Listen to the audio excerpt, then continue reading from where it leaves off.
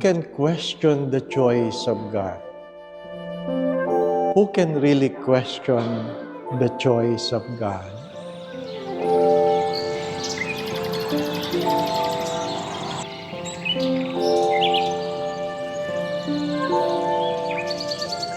Who can really question the decision of God? My thoughts are not your thoughts, and my ways are not your ways. I have a new commandment, that you love one another. How you should love one another? In the way I love you.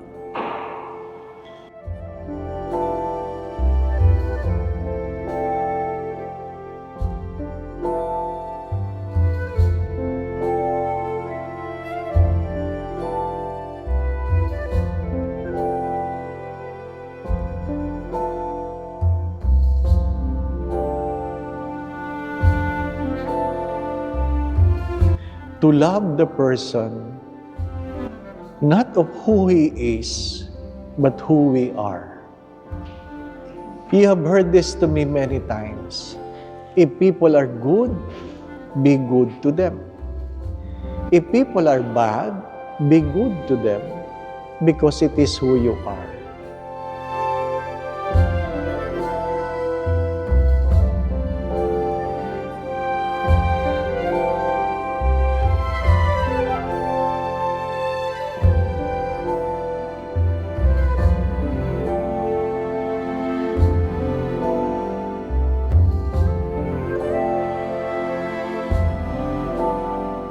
Ang panukatan ng pag-ibig ay hindi yung kung ano ang nagagawa ng ibang tao sa iyo. Ang panukatan ng pag-ibig ay yung pagkatao. At ang iyong pagkatao, ang panukatan ay gaano ka kamahal ng Diyos.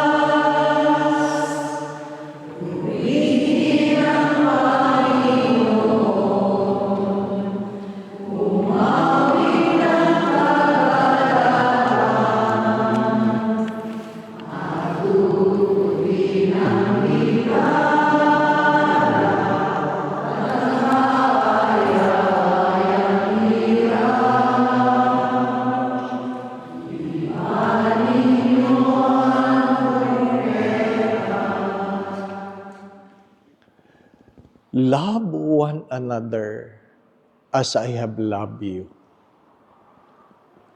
Mothers should love their children as God loved their children.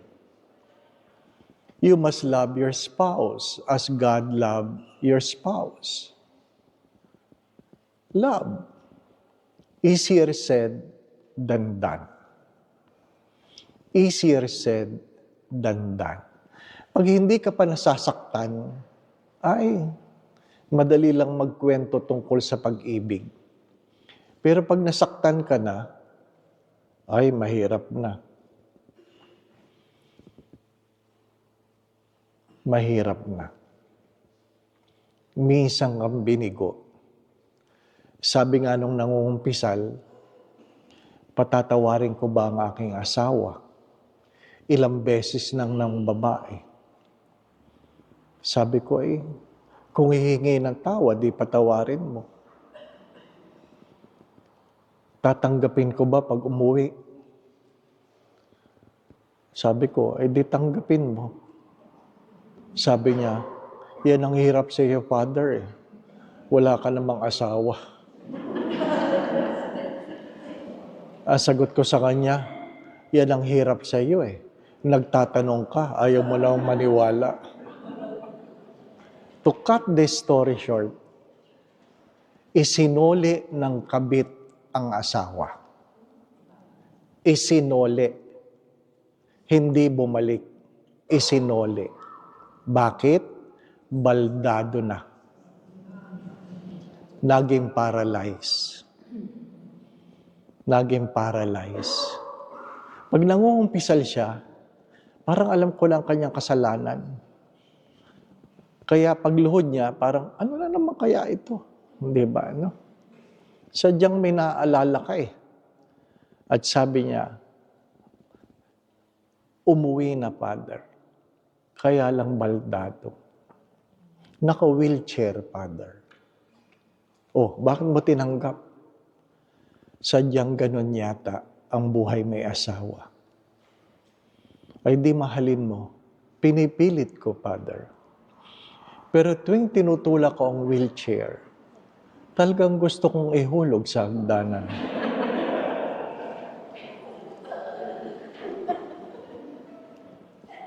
Naintindihan nyo. Pero hindi ko naintindihan. Bakit? Hindi ko naman naranasan. Sabi ko, huwag mong iisipin yan. Kasi baka magpatihulog. Isipin ng mga tao, tinulak mo talaga. May kanya-kanyang kwento. At tanging Diyos lamang at ikaw ang makakaalam gaano pa kalaking pag-ibig ang iyong pinagkaloob. My dear friends, my brothers and sisters, it's so easy to talk about love, but to live in love is another story. To live in love is another story. That's why to love is really a vocation. To love is really a vocation. Pag tiningnan mo yung asawa mo, tiningnan mo yung anak mo, tiningnan mo ang magulang mo, may kanya-kanya kayong panukatan ng pagmamahal. Ang panalangin natin ay, nawa ay mahalin mo siya tulad ng pagmamahal ng Diyos sa Kanya. Mahalin kita tulad ng pagmamahal ng Diyos sa iyo. Kailan? Hanggang kailan? Habang may buhay.